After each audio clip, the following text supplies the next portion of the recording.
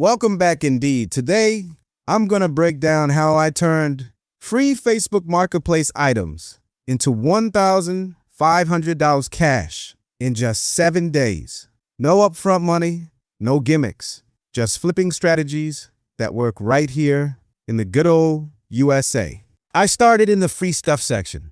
See, in the US South, people give away couches, dressers, microwaves, anything to clear space. That's where the hidden gems are. I picked items with quick resale potential. A free dresser, cleaned it up, sold it for $120.